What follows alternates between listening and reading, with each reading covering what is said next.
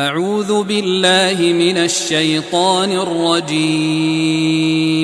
بسم الله الرحمن الرحيم. ألف لام را، تلك آيات الكتاب المبين. إنا أنزلناه قرآنا عربيا لعلكم تعقلون. نحن نقص عليك أحسن القصص بما أوحينا إليك هذا القرآن وإن كنت من قبله لمن الغافلين. إذ قال يوسف لأبيه يا أبت إني رأيت 11 كوكبا والشمس والقمر رأيتهم لي ساجدين. قال يا بني لا تقصص رؤياك على إخوتك فيكيدوا لك كيدا إن الشيطان للإنسان عدو مبين. وكذلك يجتبيك ربك ويعلمك من تأويل الأحاديث ويتم نعمته عليك وعلى آل يعقوب كما أتمها على أبويك من قبل إبراهيم وإسحاق إن ربك عليم حكيم. لقد كان في يوسف وإخوته آيات للسائلين إذ قالوا ليوسف وأخوه أحب إلى أبينا منا ونحن عصبة إن أبانا لفي ضلال مبين. اقتلوا يوسف أو اطرحوه أرضا يخل لكم وجه أبيكم وتكونوا من بعده قوما صالحين. قال قائل منهم لا تقتلوا يوسف وألقوه في غيابة الجب يلتقطه بعض السيارة إن كنتم فاعلين. قالوا يا أبانا ما لك لا تأمنا على يوسف وإنا له لناصحون. أرسله معنا غدا يرتع ويلعب وإنا له لحافظون. قال إني ليحزنني أن تذهبوا به وأخاف أن يأكله الذئب وأنتم عنه غافلون. قالوا لئن أكله الذئب ونحن عصبة إنا إذا لخاسرون. فلما ذهبوا به وأجمعوا أن يجعلوه في غيابة الجب وأوحينا إليه لتنبئنهم بأمرهم هذا وهم لا يشعرون. وجاءوا أباهم عشاء يبكون. قالوا يا أبانا إنا ذهبنا نستبق وتركنا يوسف عند متاعنا فأكله الذئب وما أنت بمؤمن لنا ولو كنا صادقين. وجاءوا على قميصه بدم كذب قال بل سولت لكم أنفسكم أمرا فصبر جميل والله المستعان على ما تصفون. وجاءت سيارة فأرسلوا واردهم فأدلى دلوه قال يا بشرى هذا غلام وأسروه بضاعة والله عليم بما يعملون وشروه بثمن بخس دراهم معدودة وكانوا فيه من الزاهدين. وقال الذي اشتراه من مصر لامرأته أكرمي مثواه عسى أن ينفعنا أو نتخذه ولدا وكذلك مكنا ليوسف في الأرض ولنعلمه من تأويل الأحاديث والله غالب على أمره ولكن أكثر الناس لا يعلمون. ولما بلغ أشده آتيناه حكما وعلما وكذلك نجزي المحسنين. وراودته التي هو في بيتها عن نفسه وغلقت الأبواب وقالت هيت لك قال معاذ الله إنه ربي أحسن مثواي إنه لا يفلح الظالمون. ولقد همت به وهم بها لولا أن رأى برهان ربه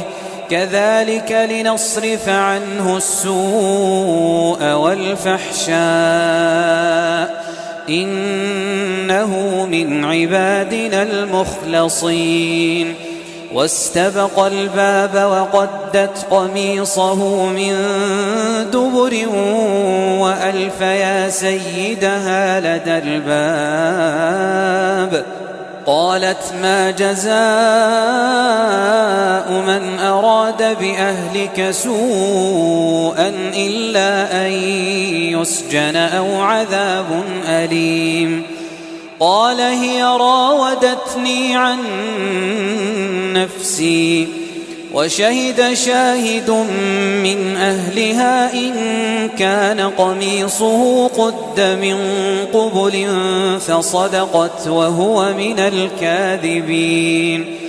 وإن كان قميصه قد من دبر فكذبت وهو من الصادقين. فلما رأى قميصه قد من دبر قال إنه من كيدكن إن كيدكن عظيم. يوسف أعرض عن هذا واستغفري لذنبك إنك كنت من الخاطئين. وقال نسوة في المدينة امرأة العزيز تراود فتاها عن نفسه قد شغفها حبا إنا لنراها في ضلال مبين. فلما سمعت بمكرهن أرسلت إليهن وأعتدت لهن متكأ وآتت كل واحدة منهن سكينا وقالت اخرج عليهن. فلما رأينه أكبرنه وقطعن أيديهن وقلن حاش لله ما هذا بشرا إن هذا إلا ملك كريم. قالت فذلكن الذي لمتنني فيه ولقد راودته عن نفسه فاستعصم ولئن لم يفعل ما آمره ليسجنن وليكونن من الصاغرين. قال رب السجن أحب إلي مما يدعونني إليه وإلا تصرف عني أني كيدهن أصب إليهن وأكن من الجاهلين فاستجاب له ربه فصرف عنه كيدهن إنه هو السميع العليم ثم بدا لهم من بعد ما رأوا الآيات ليسجننه حتى حين ودخل معه السجن فتيان قال أحدهما إني أراني أعصر خمرا وقال الآخر إني أراني أحمل فوق رأسي خبزا تأكل الطير منه نبئنا بتأويله إنا نراك من المحسنين قال لا يأتيكما طعام ترزقانه إلا نبأتكما بتأويله قبل أن يأتيكما ذلكما مما علمني ربي إني تركت ملة قوم لا يؤمنون بالله وهم بالآخرة هم كافرون واتبعت ملة آبائي إبراهيم وإسحاق ويعقوب ما كان لنا أن نشرك بالله من شيء ذلك من فضل الله علينا وعلى الناس ولكن أكثر الناس لا يشكرون يا صاحبي السجن أأرباب متفرقون خير أم الله الواحد القهار ما تعبدون من دونه إلا أسماء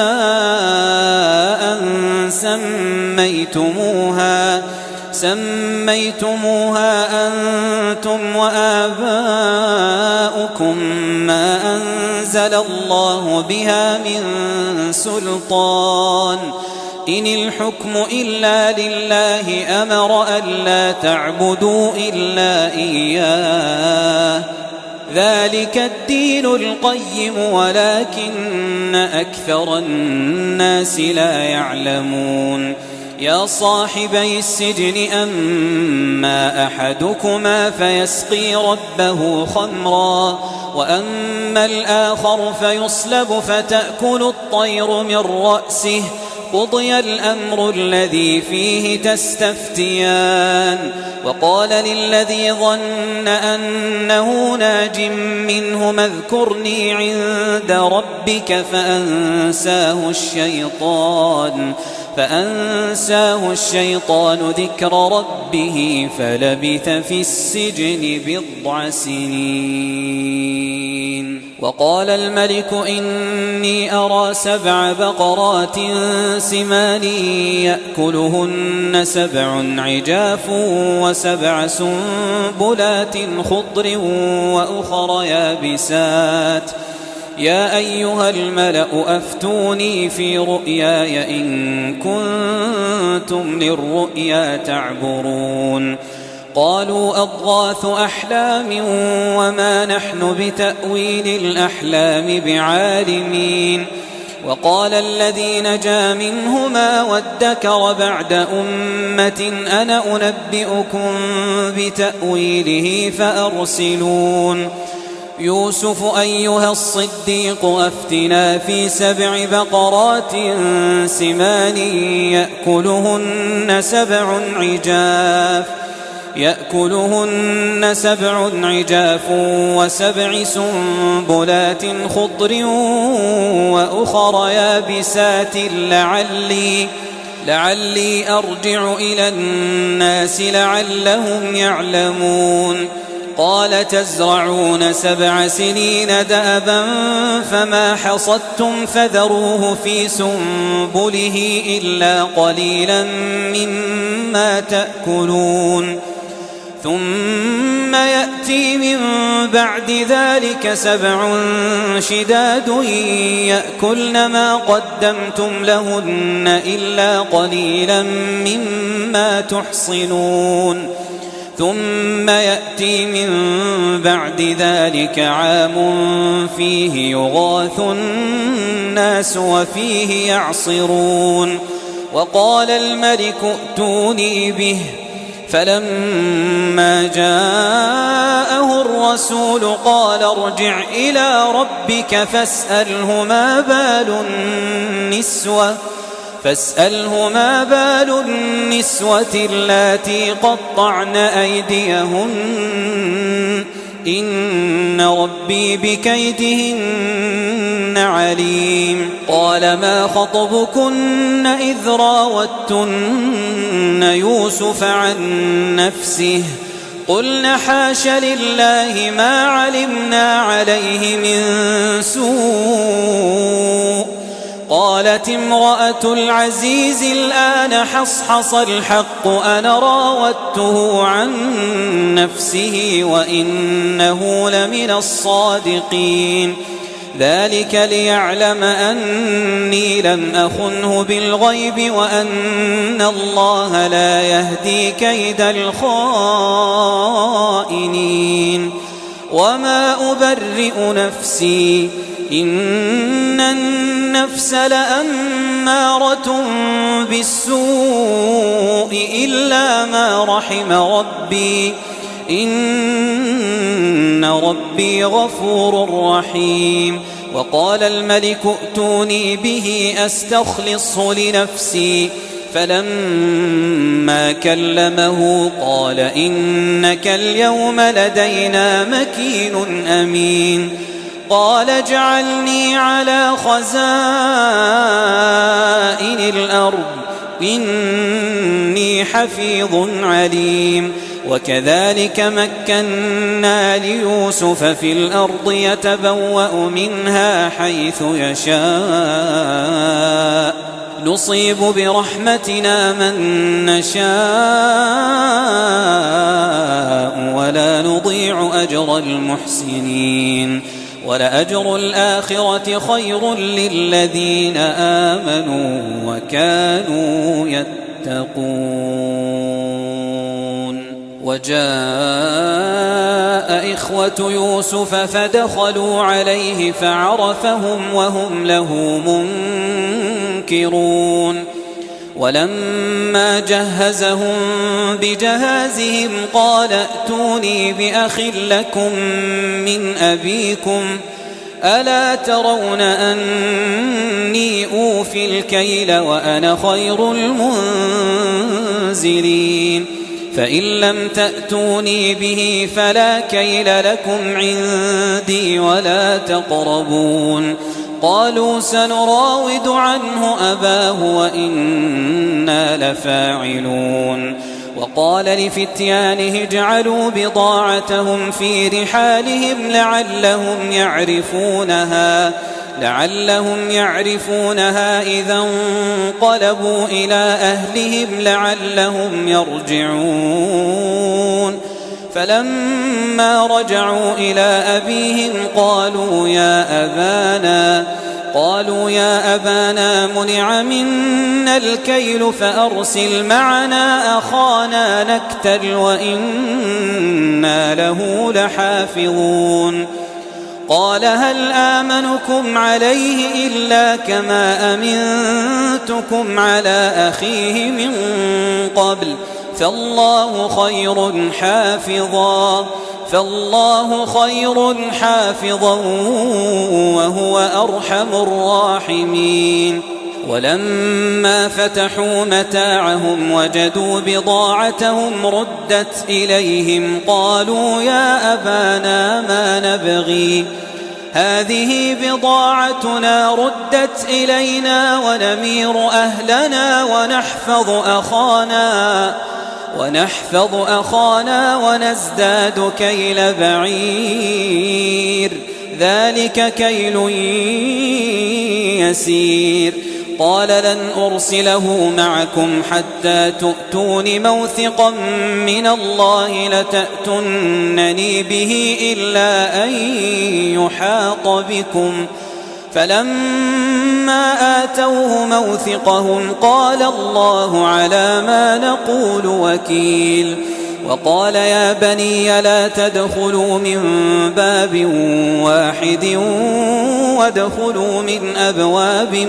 متفرقة وما أغني عنكم من الله من شيء إن الحكم إلا لله عليه توكلت وعليه فليتوكل المتوكلون ولما دخلوا من حيث أمرهم أبوهم ما كان يغني عنهم من الله من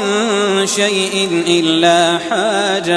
إلا حاجة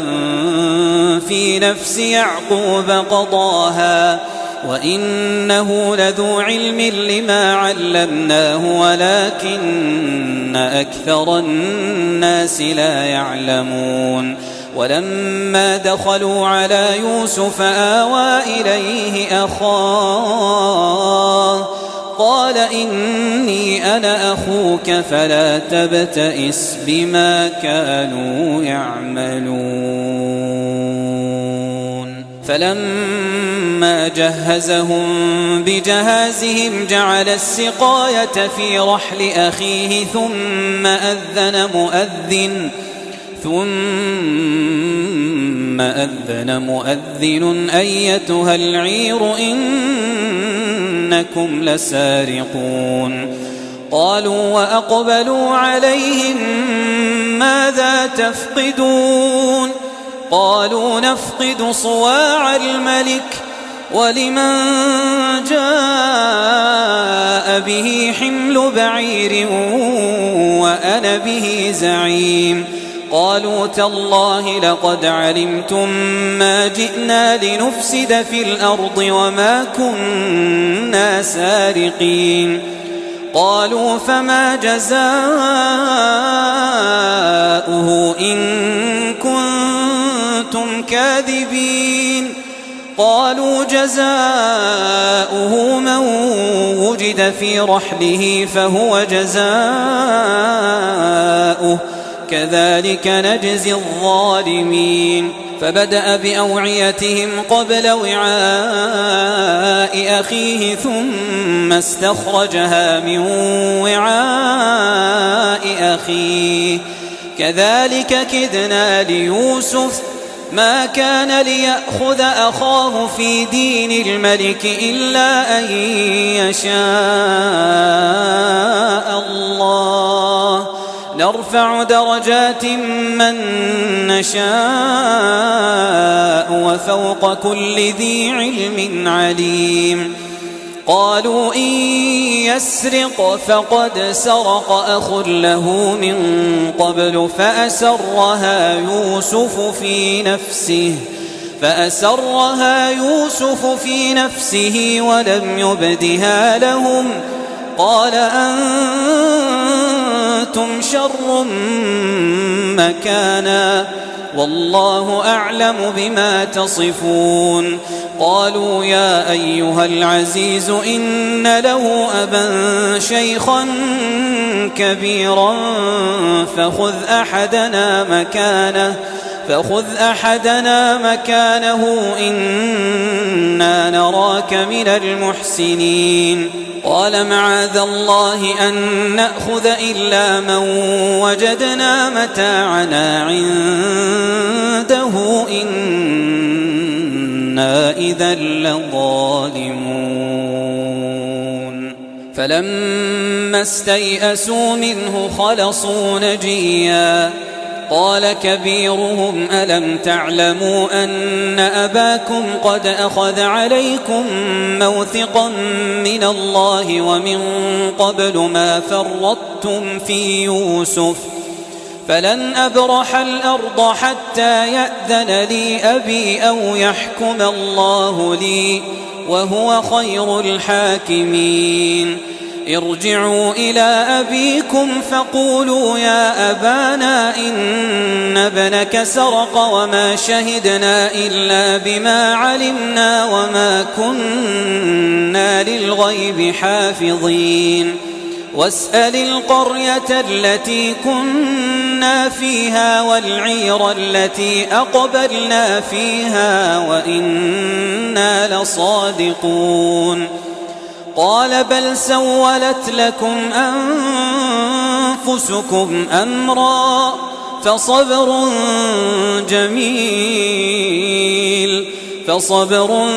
جميل عسى الله أن يأتيني بهم جميعا إنه هو العليم الحكيم وتولى عنهم وقال يا أسفا على يوسف وابيضت عيناه من الحزن فهو كظيم قالوا تالله تفتأ تذكر يوسف حتى تكون حرضا أو تكون من الهالكين قال إنما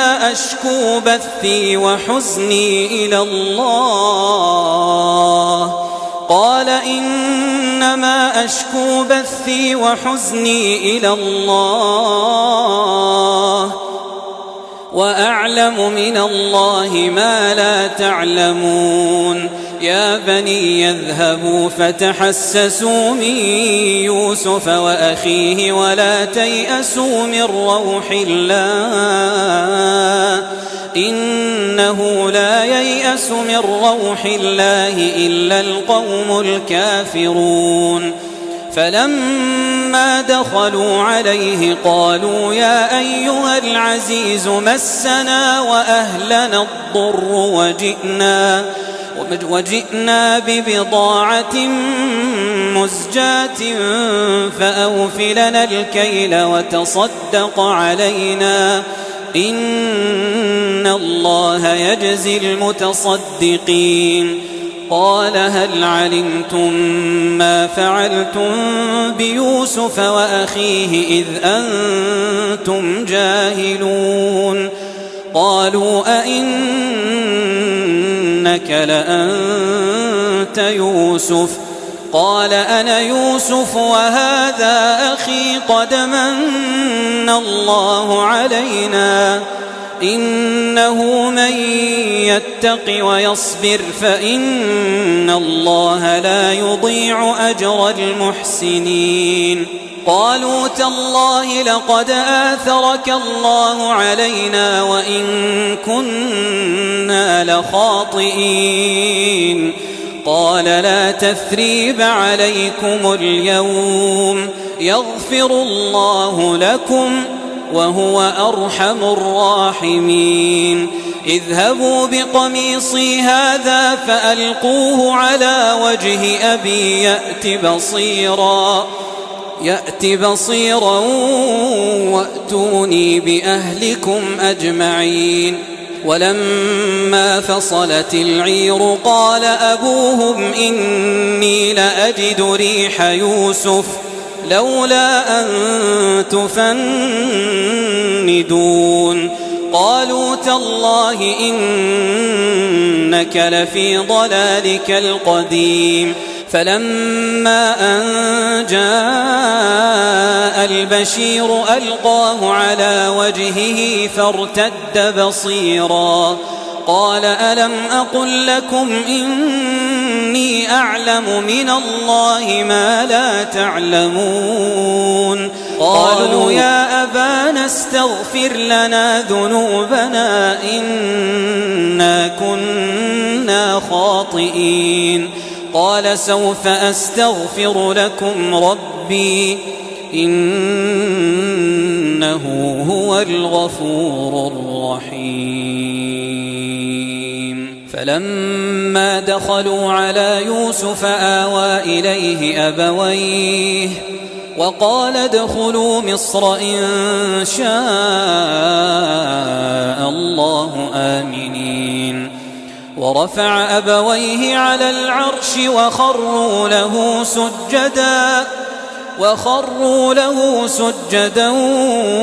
وقال يا أبت هذا تأويل رؤياي من قبل قد جعلها ربي حقا وقد أحسن بي إذ أخرجني من السجن وجاء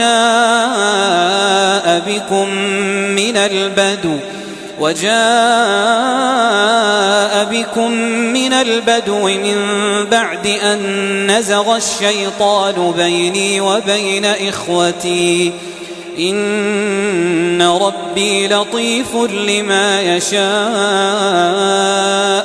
إنه هو العليم الحكيم رب قد آتيتني من الملك وعلمتني من تأويل الأحاديث فاطر السماوات والأرض أنت وليي في الدنيا والآخرة توفني مسلما وألحقني بالصالحين ذلك من أنباء الغيب نوحيه إليك وما كنت لديهم إذ أجمعوا أمرهم وهم يمكرون وما أكثر الناس ولو حرصت بمؤمنين وما تسألهم عليه من أجر إن هو إلا ذكر للعالمين وكأين من آية في السماوات والأرض يمرون عليها وهم عنها معرضون وما يؤمن أكثرهم بالله إلا وهم مشركون أفأمنوا أن تأتيهم غاشية من عذاب الله أو تأتيهم الساعة بغتة وهم لا يشعرون قل هذه سبيلي أدعو إلى الله على بصيرة أنا ومن اتبعني وسبحان الله وما أنا من المشركين وما أرسلنا من قبلك إلا رجالا نوحي إليهم من أهل القرى أفلم يسيروا في الأرض فينظروا كيف كان عاقبة الذين من قبلهم ولدار الآخرة خير للذين اتقوا أفلا تعقلون حتى إذا استيأس الرسل وظنوا أنهم قد كذبوا جاءهم نصرنا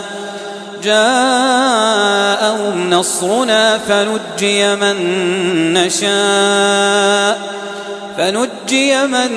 نشاء ولا يرد بأسنا عن القوم المجرمين لقد كان في قصصهم عبرة لأولي الألباب ما كان حديثا يفترى ولكن تصديق الذي بين يديه وتفصيل كل شيء وهدى ورحمة لقوم يؤمنون